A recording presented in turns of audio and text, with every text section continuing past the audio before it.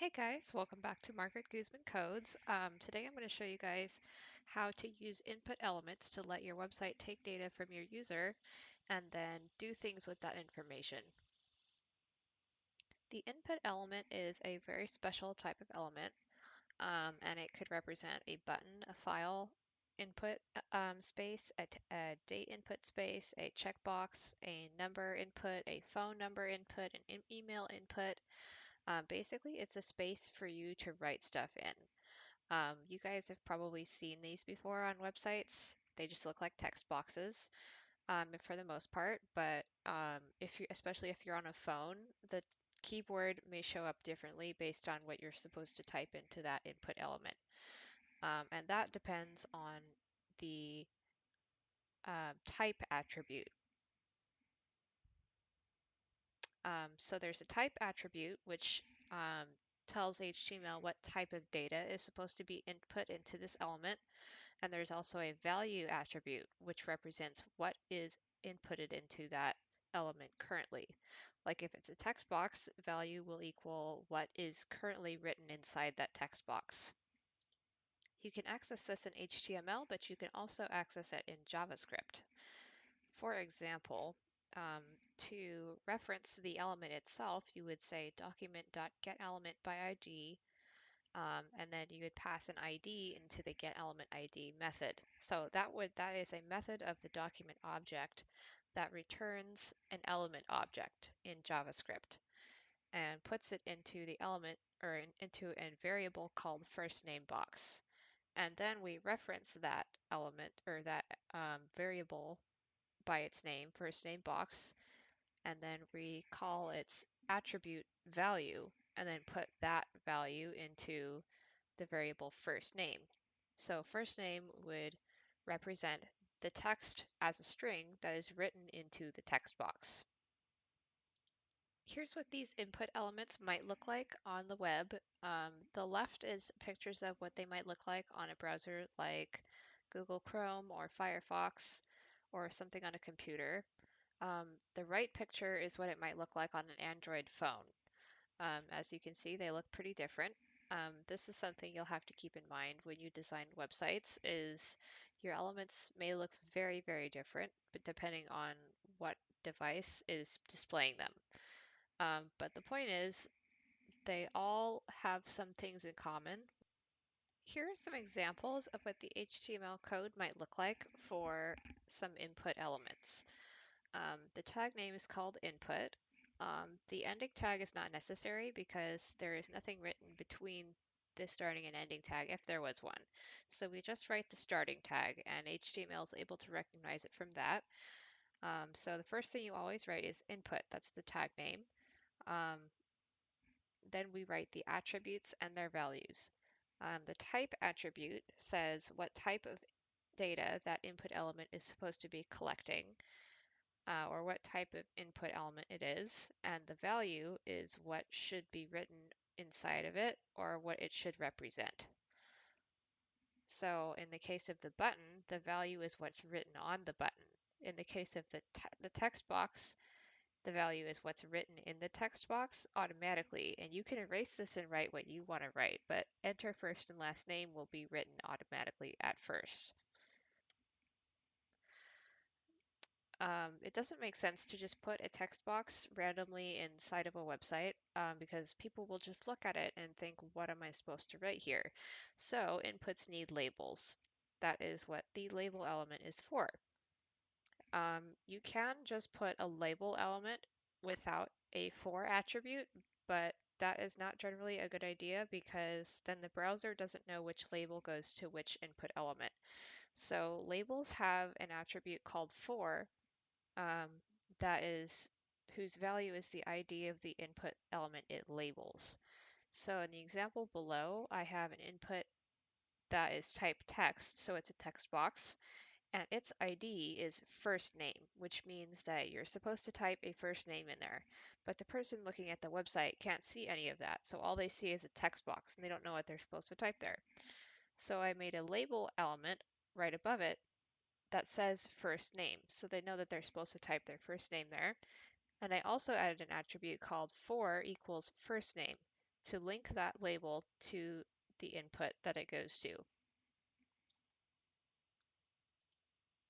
All right, now I'll show you guys a quick project that has one question, and JavaScript validates the form, which means it checks to see what you've entered into the input elements and then does something in response to that. So here, this is blank. Here we have a blank web page. You don't see anything on it. There's no JavaScript and there's nothing to go in the HTML. All right, so let's start with an input and a label that asks our user a question. We'll make a really simple, easy question that is not hard at all just to demonstrate the functionality of this. So if I write input type equals, and this value is in quotes, text, this is a string, and then we don't need a value unless you want something to appear. We'll just say type equals text, and we also need to give it an ID so that JavaScript and HTML can identify it specifically.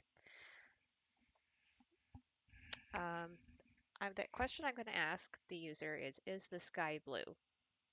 So the ID is going to be, is sky blue? Now we just see a text box, but the user has no idea what they're supposed to write here. So let's make a label. I'll make a label element. Let's indent the input so it's easier for the reader of the code to see that it's a part of the body. Label for, we use the same ID as the input element that it's labeling, is sky blue.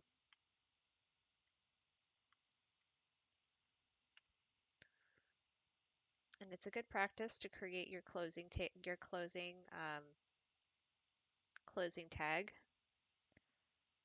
and then we'll write what we want the user to see right next to the text box, which is the sky blue?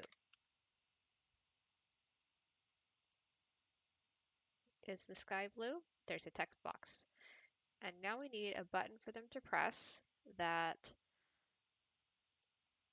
tells the website to evaluate their response, to check what's written inside the text box and see if it's correct or incorrect. So we want this button to say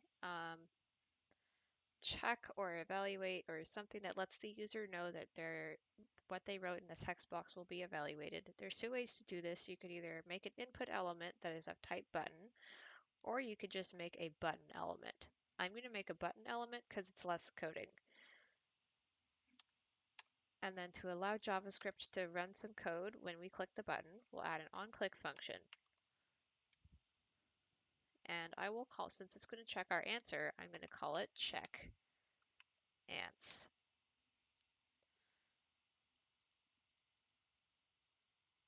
This isn't going to do something right now. If I click, I forgot to write what was inside the button. The button text will say check answer.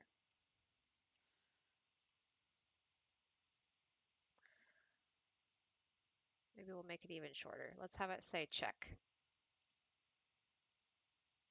Yes, okay, so it says check, but right now it says check ans is not defined because we haven't written the function definition in the script file. So let's define it. Function check ans.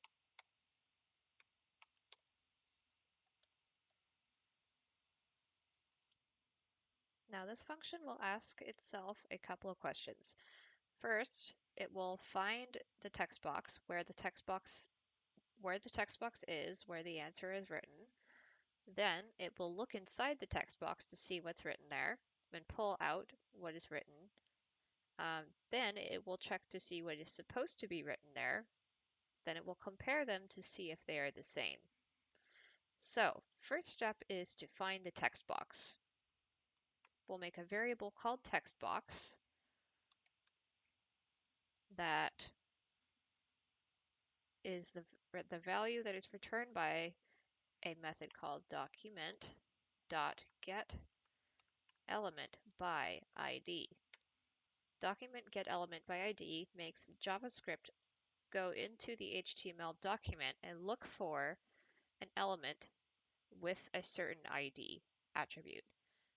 And in here, I'm going to write the ID of the text box, which is sky blue.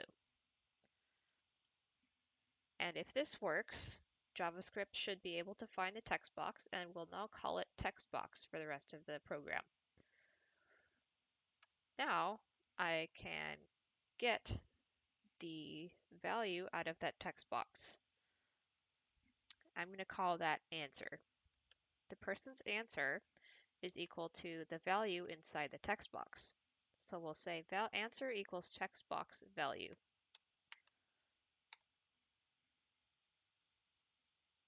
Dot value is an attribute of an HTML element object. So we can do this for any element that is an input element. At this point, JavaScript should have found the text box and read what was written inside the text box. This can also be done in one line of code. I'm just doing it in 2 lines of code so it's easier to understand. Next step, we're going to have JavaScript compare what is written to what should be written. We're going to tell it what should be written with a variable called correctAnse or correct answer. So what we want them to write is yes.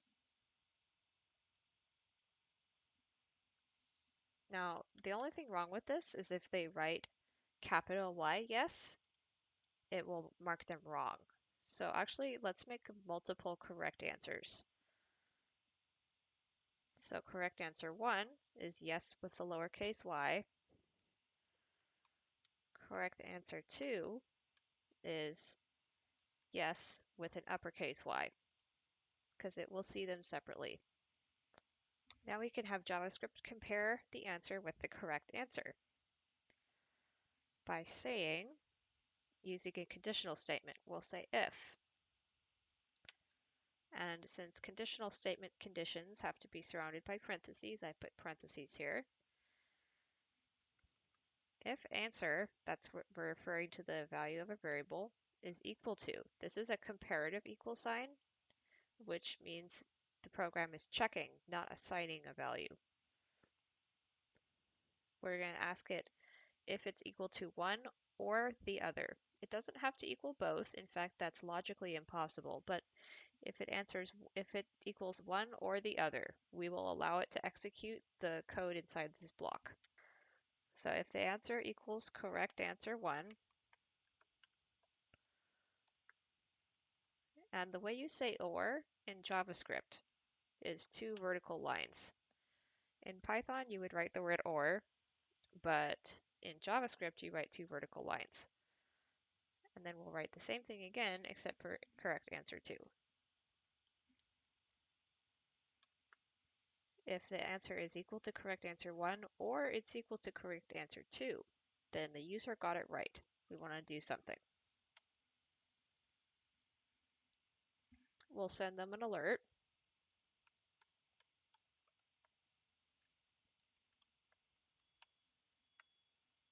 We'll alert them and say correct. However, if they get it wrong, nothing will happen. Let me demonstrate. Let's get it right. Yes. Correct. The other correct answer, capital Y, yes. Correct. Wrong answer, no. Nothing. Nothing happens. Because we didn't tell the code what to do if we get it wrong. So we're going to give the program something to do if we get it wrong, which is known as an else case. Usually the else case is written, the word else is written on the same line as the curly bracket that ends the if case, because it allows you to write things with fewer lines of code. So in here, we'll write what we want the program to do if we get the answer wrong. We'll alert incorrect.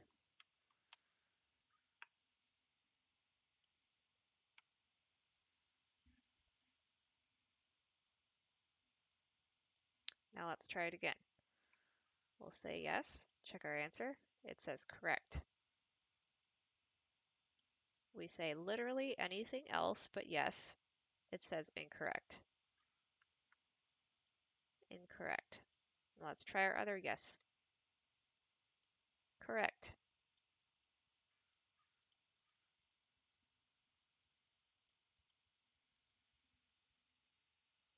You can do this with any kind of question you want.